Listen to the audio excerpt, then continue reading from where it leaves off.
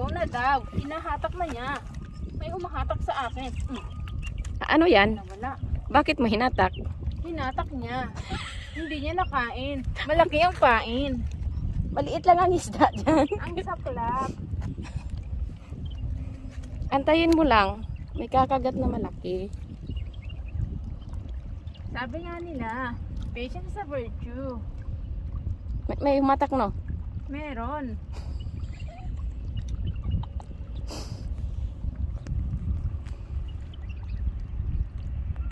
Nag-improve ng fishing niya. Oh.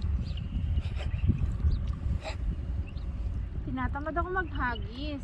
Kaya eto muna tayo. Ano yung gamit mo? Online. Isang makapal na nylon, nilagyan ng isang magandang hook at ng isang magandang pamain. Para makahuli ng isang magandang isda. Sana.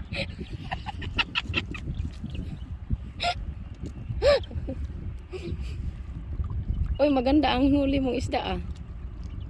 Siyempre, magiging kamukha ng humuhuli ang nahuhuli. Kaya maganda. Taas ng confidence. Hinahatak niya. Ngayon? Hayaan, oh. Hinahatak na hanggang ngayon? Huwag mo. Ayan? Meron? Nakuha na. Nakuha na? Nakuha na. Oh, Ang see? crabs. Ang crabs. Nakuha na niya ang crabs. Lumawas. Asa na yon? Siya. Di pa gusto mong kumain ng crabs? Lumayo. Paano na? Isa pa. Ihagis mo ulit. Ayusin mo muna ang pain mo. Maayos siya. Maayos ba yan? Layuin mo konti. Ayun na, bumuelo na po siya. Bumuelo na. Ayan.